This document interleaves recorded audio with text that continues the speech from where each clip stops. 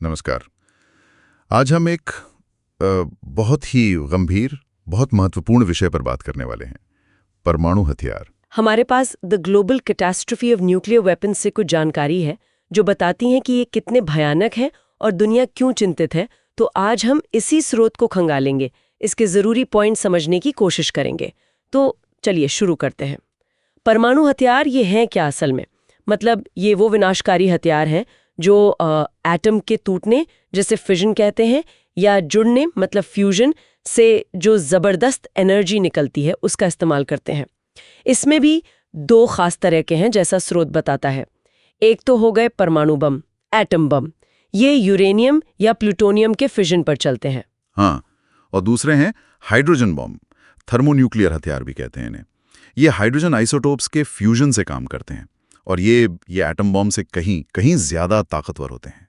इतिहास में देखें तो इस्तेमाल तो सिर्फ 2 बार हुआ है, हिरोशिमा, नागासाकी। लेकिन वो 2 बार ही काफी था ये समझने के लिए कि ये कितनी तबाही ला सकते हैं, और खतरा वो तो आज भी उतना ही बड़ा है। बिल्कुल, और स्रोत ये साफ करता है कि खतरा सिर्फ उस धमाके तक ही नहीं है।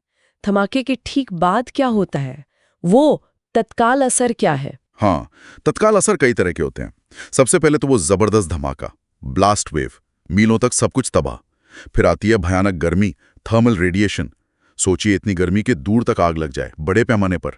और साथ ही वो तुरंत फैलने वाला आयोनाइजिंग रेडिएशन। ये अदृश्य किरणें सीधे शरीर पर असर करती हैं, गंभीर रेडिएशन बीमारी या फिर तुरंत मौत। इसी स्रोत में एक और चीज का जिक्र है, EMP, इलेक्ट्रोमैग्नेटिक पल्स। ये क्या चीज है? सुनने में थोड़ा साइंस फिक्शन जैसा लगता है। हाँ, सुनने में लगता है, पर है बिल्कुल हकीकत। EMP मतलब धमाके के साथ एक जोरदार एनर्जी वेव निकलती है, अदृश्य। और इसकी खास बात यह है कि ये बिजली से चलने वाली हर चीज को खत्म कर सकती है। कंप्यूटर, फोन, कम्युनिकेशन सिस्टम, पूरा का पूरा पावर ग्रिड, सब ठप। अरे बाप रे, ये तो मतलब आज की दुनिया तो सोच ही नहीं सकते इसके बिना। बिल्कुल। तो धमाके के तुरंत बाद शहर, मलबे का ढेर, आग और बिजली पानी गायब। जी। लेकिन खतरा क्या वहीं खत्म हो जाता है उस पहले भयानक दौर के बाद? क्या नहीं, खतरा तो बना रहता है, बल्कि एक तरह से और फैल जाता है। धमाके और आग से फौरन लाखों लोग मर सकते हैं या बुरी तरह घायल हो सकते हैं। सड़कें, पुल, अस्पताल, पानी सप्लाई सब खत्म, तो मदद पहुंचाना भी लगभग नामुमकिन। और फिर आता है वो रेडियोधर्मी फॉलआउट। फॉलआउट तो ये उस शुरुआती रेडिएशन से अलग है? हाँ, बिल्कुल अलग है। शुरुआती रेडिएशन धमाके के साथ ही फैलता है, तुरंत असर करता है। फॉलआउट वो रेडियोधर्मी धूल और कण हैं जो धमाके से उड़कर ऊपर हवा में जाते हैं और फिर धीरे धीरे नीचे आते हैं, हवा में, पानी में, मिट्टी में, खाने में मिल जाते हैं। अच्छा। और ये कण सालों तक खतरनाक रह सकते हैं। इनसे कैंसर होता है, बच्चों में जन्म से बीमारियां हो सकती हैं, और पर्यावरण को उसको तो बहुत लंबा नुकसान पहुंचता है। और इसी स्रोत में एक और बहुत डरावनी बात कही गई है, न्यूक्लियर विंटर की।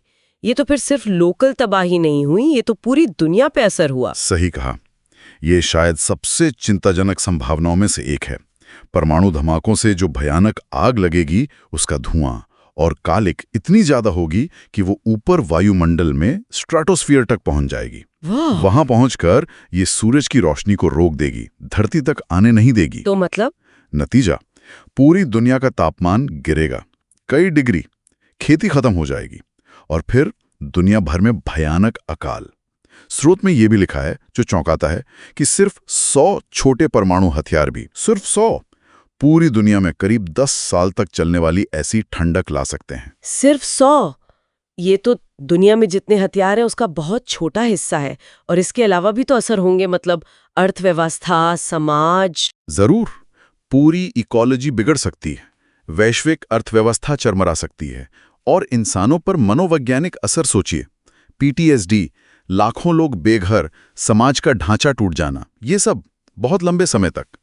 और जैसा हमने कहा, रेडिएशन DNA को नुकसान पहुंचाता है, तो इसका असर सिर्फ हम पर नहीं, हमारी आने वाली पीढ़ियों पर भी दिखेगा। कैंसर, जन्मदोष, ये सब बढ़ जाएगा। तो संदेश साफ है, अगर इन हथियारों का दोबारा इस्तेमाल ना भी हो, तब भी इनका होना ही अपने आप में एक बहुत बड़ा खतरा है। बिल्कुल। स्रोत इसी बात पर बहुत जोर देता है। खतरा सिर्फ इस्तेमाल का नहीं, इनके होने भर का है। देखिए, देशों के बीच तनाव कभी भी बढ़ सकता है, हथियारों की दौड़ फिर शुरू हो सकती है। परमाणु सामग्री गलत हाथों में, जैसे आतंकवादियों के हाथ लगने का डर तो है ही, और शायद सबसे बड़ा डर गलती से युद्ध शुरू हो जाना। कोई तकनीकी खराबी हो जाए, किसी इंसान से गलती हो जाए, कोई साइबर हमला हो जाए, या गलत फहमी में वो हे ट्रिगर अलर्ट पे रखे हथियार चल सकते हैं, अनजाने में। और ये हमें कुछ बुनियादी नैतिक सवालों पर भी लाता है ना, जिसका जिक्र स्रोत में भी है। क्या इतनी तबाही लाने वाली शक्ति का होना सही है, खासकर जब इसका सबसे बुरा असर आम लोगों पर पड़ता है? यही सबसे बड़ा सवाल है।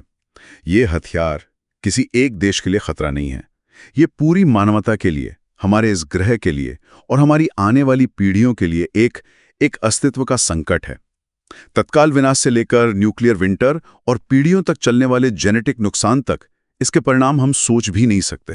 तो इस स्रोत से हमने जो समझा उसका निचोड़ यही है कि परमाणु हथियार सिर्फ लड़ाई का एक जरिया नहीं है, ये एक ऐसा भस्मासुर है जो पूरी दुनिया को ही खत्म कर सकता है। हाँ, और ये समझना जरूरी है कि खतरा सिर्फ इनके इस्तेमाल से नहीं है, इनके होने भर से है। गलती से युद्ध छिड़ने का, इनके गलत हाथों में पड़ने का खतरा, ये बिल्कुल असली है। परमाणु अप्रसार संधियां हैं, निरस्तीकरण के प्रयास चल रहे हैं, वो जरूरी हैं, लेकिन कुछ देश जो अपने हथियारों को और आधुनिक बना रहे हैं, वो नई चिंताएं पैदा करता है। और अंत में ये स्रोत हमें एक बहुत गहरे सवाल के साथ छोड़ता है। क्या हम इंसान एक प्रजाति के तौर पर ऐसी तकनीक को संभालने लायक हैं जो हमें खुद को ही मिटाने की ताकत देती है? ये एक ऐसा सवाल है जिस पर शायद हम सभी को गंभीरता से सोचने की जरूरत है।